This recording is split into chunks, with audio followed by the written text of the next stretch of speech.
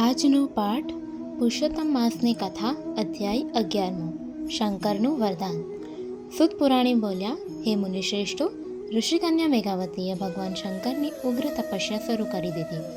સૂર્ય ગ્રીષ્મ ઋતુમાં આવતા તે 5 અગ્નિઓની વચ્ચે બેસતી, હેમંત ઋતુમાં શીતળ જળમાં બેસતી, ફક્ત પાણી બહાર પોતાનું મોઢું બહાર રાખતી, ચોમાસામાં જમીન ઉપર દર્ભાસન પાથરીને શરીરને કંઈ પણ ઓળ્યા વગર સૂતી, તે આહારમાં ફક્ત સવાર સાંજ ધુમાડો જ લેતી.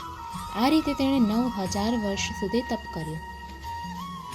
આટલી ઉગ્ર તપસ્યાથી ભગવાન શંકર મેઘાવતી ઉપર પ્રસન્ન થયા.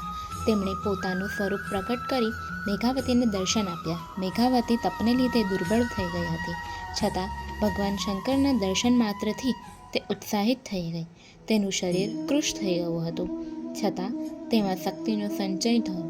તે ઊભી થઈ અને ભગવાન શંકરની પૂજા કરી અને વિનયપૂર્વક સ્તુતિ કરતાં કહેવા લાગી, હે પાર્વતીપતિ, હે દીનાનાથ, હે ભોળાનાથ, હે શંભુ, આપને નમસ્કાર હો. ચંદ્ર, સૂર્ય, અગ્નિરૂપ, ત્રિનેત્રવાળા, મૂંઢમાળાવાળા ને સર્પને ધારણ કરનાર, ત્રિશૂળધારી, હે પ્રભુ, મારા તમને નમસ્કાર છે. સંસાર સાગરમાં ડૂબેલા માનવીઓ આપને શરણે આવે છે, તેમ હું પણ આપને શરણે આવી છું.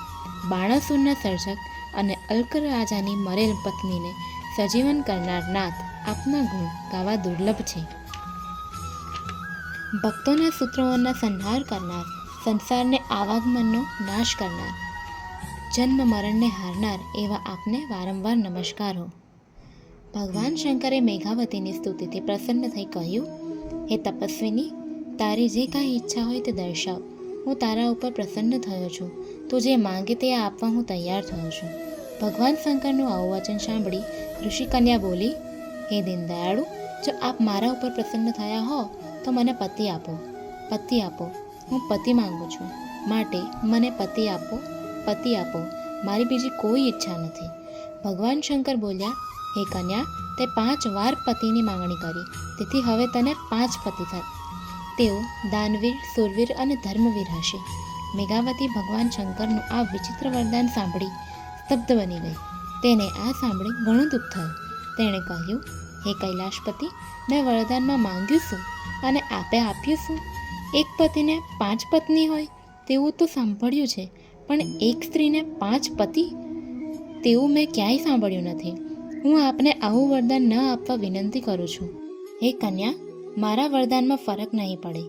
આ જન્મમાં નહીં તો આવતા જન્મમાં 5 પતિ અવશ્ય થશે. તે મહામુનિ દુર્વાસાના આદેશનો અનાદર કર્યો અને પુરુષોત્તમ માસના વ્રતની અવગણના કરી. તેના ફળ રૂપે આ બધું બનવા પામ્યું છે.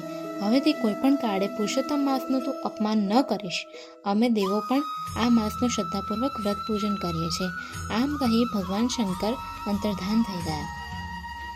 શ્રી બૃહદ નારદીય પુરાણના પુરુષોત્તમ મહાત્મ્યનું મેઘાવતીને શંકરનું વરદાન નામનો 11મો અધ્યાય સંપૂર્ણ.